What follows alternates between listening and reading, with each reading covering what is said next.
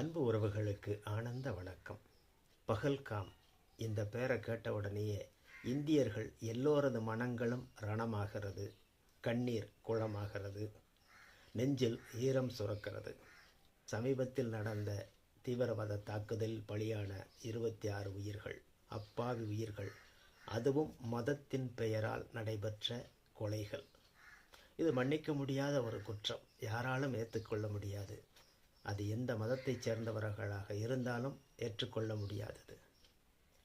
இந்த சம்பவம் நடந்ததுக்கு அப்புறமா இந்திய அரசாங்கம் எடுத்து வருகின்ற நடவடிக்கைகள், உடனடியாக இந்தியா பாகிஸ்தானோடு வர்த்தக உறவு கிடையாது அப்படின்னாங்க.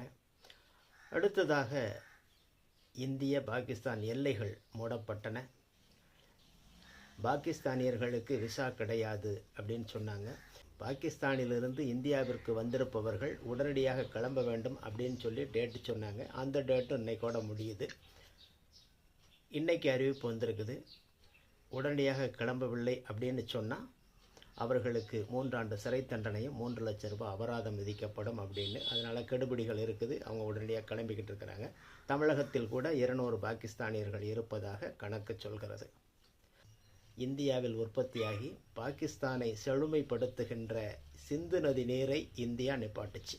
சிந்து நதி நீரை நிப்பாட்டினதுக்கப்புறம் தான் பாகிஸ்தான் கொதிக்க ஆரம்பிச்சிருச்சு. அதை நிப்பாட்டினா நாங்கள் போர் தொடுப்போம் அப்படின்னு சொன்னது.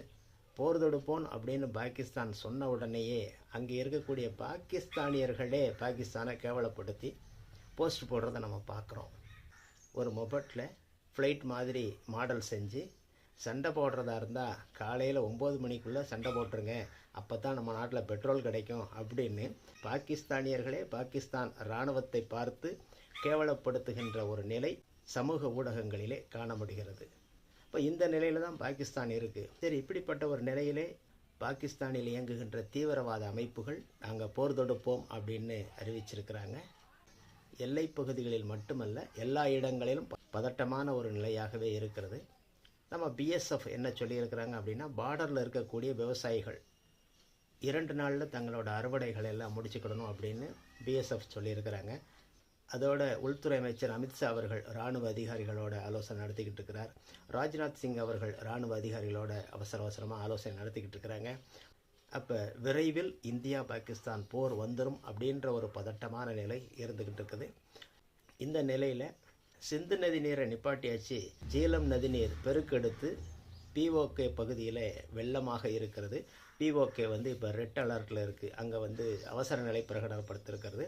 அங்கே வெள்ளப்பெருக்கின் காரணமாக ஆற்றுப்பகுதியில் யாரும் இருக்க வேண்டாம் அப்படின்னு ஆற்றுப்பகுதியில் குடியிருப்பவர்கள் பாதுகாப்பான இடத்துக்கு செல்லணும்னு பாகிஸ்தான் அரசாங்கம் அறிவிச்சிருக்கு. அதோட இந்தியா மீது குற்றச்சாட்டையும் பாகிஸ்தான் அரசாங்கம் சொல்லியிருக்குது. தண்ணீரை அதிகமாக திறந்து விட்டு பாகிஸ்தானுக்கு அழிவை உண்டாக்கி இருக்கிறார்கள் அப்படின்னு பாகிஸ்தான் சொல்லுது. என்னடா இது ஒரே அக்கப்பரா போச்சு, தண்ணியை நிப்பாட்டினாலும் பிரச்சனை, தண்ணியை திறந்து விட்டாலும் பிரச்சனையாக இருக்குது அப்படின்னு வடிவேல் கணக்காக மக்கள் சொல்கிறார்கள். சரி, 2 நாடுகளுமே இராணுவத்தை பலமாக வைத்திருக்கக்கூடிய இந்த சூழ்நிலையில் ஒரு கேலிக்கூத்து நடந்திருக்கு. பாகிஸ்தான் அமைச்சர் சொல்கிறார், எங்களோட 130 அணு ஆயுதங்களும் இந்தியாவை நோக்கி திருப்பி வச்சிருக்கிறோம், எப்போ இருந்தாலும் நாங்கள் தாக்க தயாராக இருக்கிறோம், உடனடியாக இந்தியா தண்ணியை திறந்து விடணும் அப்படின்னு ஒரு எச்சரிக்கையை கொடுத்துருக்கிறார். இதை கேள்விப்பட்ட உடனே அங்கே ஒரு கூத்து நடந்திருக்கு. பாகிஸ்தானோட இராணுவ தளபதி நாட்டை விட்டே காணாமல் போயிட்டார். அவர் எங்கே இருக்காருன்னு விசாரித்து பார்த்தா குடும்பத்தோடு லண்டனுக்கு போயிட்டதாகவும் நாட்டை விட்டு தப்பிச்சு போயிட்டதாகவும் சமூக ஊடகங்களிலே செய்திகளை பார்க்க முடிகிறது. ஒரு பதட்டமான போர் சூழலிலே பாகிஸ்தான் நாட்டோட இராணுவ தலைமை தளபதியே நாட்டை விட்டு தப்பிச்சு போயிட்டார்னா அப்போ எப்படிப்பட்ட சூழல் அங்கே இருக்கும் அப்படின்றத கொஞ்சம் சிந்திச்சு பாருங்கள். ஒருவேளை இந்திரா காந்தி அம்மையார் காலத்தில் பங்களாதேஷ் யுத்தத்திலே இந்திய பாகிஸ்தான் சண்டையின் போது இந்திய இராணுவத்திடம் பாகிஸ்தான் இராணுவம் தங்களது பேண்ட்டை அவுத்துட்டு சரணடைந்த நிகழ்வு அந்த இராணுவ தலைமை தளபதியோட கனவுல வந்திருக்குமோ என்னமோ. அவர் விட்டா போதும்டா சாமின்னு நாட்டை விட்டு தப்பிச்சு போயிட்டார். சரி, இப்படிப்பட்ட சூழலில் ஊன்னு அறிக்கை விட்டுக்கிட்டு இருக்கிறாங்க பாகிஸ்தான் அமைச்சர்கள். இதை கேள்விப்பட்ட இன்னொரு இராணுவ தளபதியும் ராஜினாமா பண்ணிட்டு போயிட்டார் பதவியை. அப்போ பாகிஸ்தான் இராணுவம் எப்படிப்பட்ட ஒரு நிலையில் இருக்குது அப்படின்றத யோசிக்க வேண்டியதாக இருக்குது. இப்போ இப்படிப்பட்ட சூழலில் தான் போர் நடக்க போகுது. இந்த சூழலில் பாகிஸ்தானோடு சீனா பேசிக்கொண்டிருக்கிறது. சீன வெளியுறவு அமைச்சர் கூட இன்னைக்கு ஒரு அறிக்கை விட்டிருக்கிறார். 2 நாடுமே இந்தியா பாகிஸ்தான் சமாதானமாக போகணும், பாகிஸ்தான் சர்வதேச நீதிமன்றத்தை நாடுவதை நாங்கள் ஆதரிக்கிறோம் அப்படின்ற மாதிரி சீனா ஒரு அறிவிப்பு வந்திருக்குது. அப்போ இது சீனா மறைமுகமாக பாகிஸ்தானுக்கு ஆதரவு என்ற நிலை வெளியிலே தெரிகிறது. சுதந்திரம் அடைந்த காலகட்டத்திலிருந்து இந்தியா தீவிரவாதத்தால் பாதிக்கப்பட்டு கொண்டே இருக்கிறது. தீவிரவாதத்தை கட்டாயமாக ஒழித்தாக வேண்டிய நிலையில் இந்தியா இருக்கிறது. எனவே போர் தவிர்க்க இயலாது. கண்டிப்பாக இந்திய பாகிஸ்தான் போர் நிகழ்ந்தே தீரும். ஏனென்றால் தீவிரவாதம் ஒழிக்கப்பட வேண்டும். இந்த நிலையிலே போர் நடைபெற்றால் சைனா மறைமுகமாக பாகிஸ்தானுக்கு உதவலாம், அமெரிக்கா நேரடியாக இந்தியாவிற்கு உதவலாம், மறைமுகமாக பாகிஸ்தானுக்கு ஆதரவான ஒரு நிலை கூட இருக்கலாம். அது போக போகத்தான் தெரியும்.